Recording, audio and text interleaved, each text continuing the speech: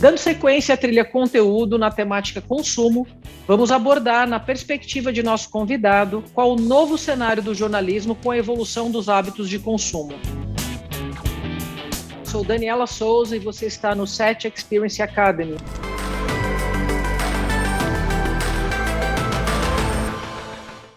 A SET tem o prazer de receber Virgílio Abranches, vice-presidente de programação da CNN Brasil, que nos ajudará a entender a importância dessas mudanças, como também nos trazer uma perspectiva geral da produção e consumo de notícias no Brasil e no mundo. Seja bem-vindo, Virgílio. Obrigado, Dani. Obrigado pela oportunidade. Prazer mais uma vez estar aqui com vocês. Considerando que a gente já se acostumou, no mundo pandêmico, como é que você descreve esses últimos 12 meses? Porque a CNN tem uma característica muito marcante, Virgílio? Vocês começaram a operação basicamente no início da pandemia no Brasil, no dia 15 de março. O ano passado, quando a gente começou e veio a pandemia junto, eu me lembro que eu relatei um caos, Foi, de fato, interno, o telespectador não percebeu, mas aqui a gente viu um caos interno de ter que se adaptar rapidamente numa estrutura nova, recém-inaugurada, ainda em teste e já tendo que fazer uma adaptação gigantesca. Uma hora nós chegaríamos nisso, de fazer tudo remoto e com qualidade. A pandemia acelerou esse processo, isso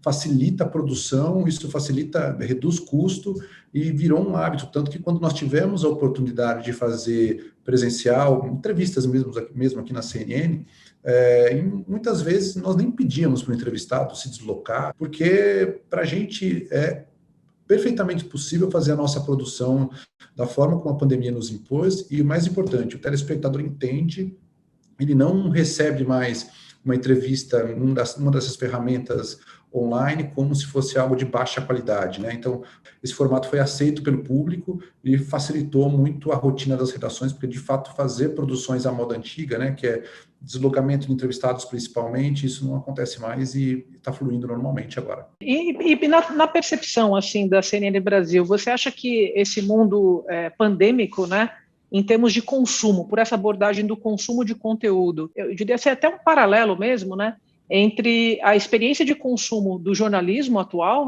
que existe, nos meios tradicionais, seja TV paga ou TV fechada, versus o universo do digital, ou seja, cada vez mais plataformas, canais surgindo, nessa experiência de redes sociais. Do ponto de vista de consumo, aconteceu um paradoxo que as pessoas ficaram mais em casa, e os números de audiência da plataforma TV, que as pessoas imaginavam que estavam morrendo, ou estavam em decadência, esses números voltaram a crescer. Então, todos os canais de notícias, principalmente, mas todos os canais em geral, identificaram um aumento de audiência na plataforma televisão, porque as pessoas passaram a ficar mais em casa. Mas essa aceleração do digital ela não mudou, ela já vinha acontecendo, e a pandemia, de fato, acelerou isso até pela curiosidade das pessoas em torno de mais informação sobre a pandemia.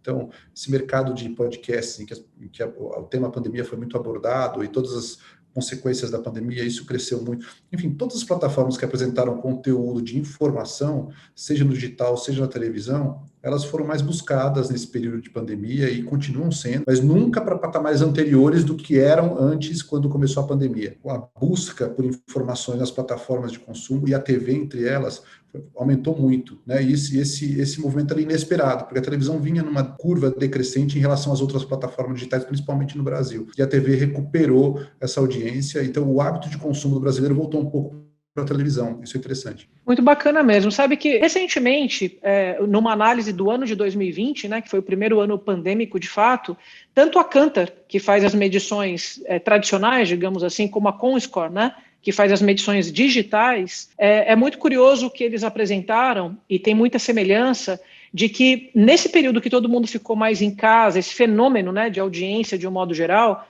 ou na plataforma, nas lineares ou nas não lineares digitais, de que o entretenimento ele começou a ter um conteúdo explosivo, e a curiosidade é que duas frentes despontaram, Uma delas ligada à questão do reality shows e, num paralelo, a questão dos games, ou seja, aquela pessoa que joga e streama dentro de uma plataforma qualquer. E o consumo de notícias, apesar dele ter realmente ser elevado, como você comentou, comparado a esses dois fenômenos nesse momento de pandemia, ele está bastante abaixo. que você descreve esse fenômeno de massa, assim, considerando que, particularmente no Brasil, o jornalismo, é o que você falou, ele teve uma explosão porque a gente vive um momento muito complexo também, né? Aí eu acho que é uma análise comportamental de ser humano mesmo, né? Então, o primeiro momento é de curiosidade, né? Quando a pandemia é uma novidade, quando a crise política é uma novidade, falando especificamente no nosso caso, existe esse primeiro movimento de busca por informação. Tirando as grandes exceções de grandes eventos, como o 11 de setembro, nunca em nenhum momento o jornalismo teve mais apelo de audiência do que o entretenimento. Tem um público que consome notícia o dia inteiro, está habituado a isso, mas esse público sempre é um público menor do que um público que consome uma novela, consome um filme, uma série, ou videogame, etc. Então, nunca esses patamares foram comparáveis. Quando vem a pandemia e quando tem os grandes arroubos de crise política no Brasil, esses números de audiência no digital e na TV, em todas as plataformas, eles têm picos do jornalismo, depois caem e voltam para um outro patamar. Num cenário de pandemia, especificamente, em que as pessoas estão tensas e dentro de casa, é natural que esse consumo, passada a curiosidade daquele momento de notícia, esse consumo vai para o entretenimento e vai para aquele desejo de você desanuviar daquela tensão que você está vivendo. Então, mas no nosso dia a dia, a gente até fez uma promo ano passado que dizia isso, né? Apesar de tudo, nós ainda conseguimos sorrir para quem está em casa, que é o nosso dever, né? Nós estamos entrando na casa das pessoas. Então, discussões muito grandes aqui dentro de como fazer isso sem minimizar o problema, né? Sem mostrar insensibilidade, mas também mostrando um pouco de empatia com quem está em casa, nos assistindo e recebendo essa informação, que é uma informação difícil. Mas, de fato, este fator de prender as pessoas em casa num ambiente de tensão, em que você não tem a opção de fazer nada, a não ser ficar na sua casa, a busca por esse conteúdo foi o caminho inevitável, e realmente explodiu. Virgílio, e na perspectiva também, assim, olhando mais para uma tendência global, a indústria de conteúdo especificamente, ela vem apostando muito nas iniciativas chamadas de D2C, né, Direct to Consumer, ou seja, você entregar o teu conteúdo diretamente ali para uma base própria, né? Aí pensando na CNN Brasil, hoje, entre o canal linear, né, que vocês têm, que certamente deve ser a maior audiência, versus as iniciativas que vocês têm em digital, o que você pode compartilhar conosco, assim, desse momento de vocês ou de um movimento aí que vocês possam ter? Sem dúvida, esse movimento é inevitável, né? A própria CNN americana pertence a uma gigante que também desenvolveu, entrou nessa briga de conteúdo mais tecnologia para entregar para o consumidor final um produto direto. Nós da CNN temos um histórico pequeno aqui no Brasil, né? Então, assim, nós não temos um conteúdo comparável às produtoras que já estão estabelecidas, mas sim, nosso olhar é totalmente no futuro. A nova gestão tem um olhar muito legal em relação a isso, sobre vamos produzir conteúdos que sejam possíveis de ser consumidos numa cauda longa on demand, né? E aí vamos entender em que plataforma vamos fazer isso, se é por meio de parceria ou se é numa plataforma proprietária. Porque uma certeza nós temos o conteúdo. Agora, a distribuição disso depende muito de um estudo de mercado, como essas placas tectônicas vão se encaixar, e a gente fica, como uma empresa nova no Brasil, fica de olho no mercado para ver exatamente qual é o melhor passo, qual é a melhor estratégia a adotar. Mas a certeza nós vamos fazer.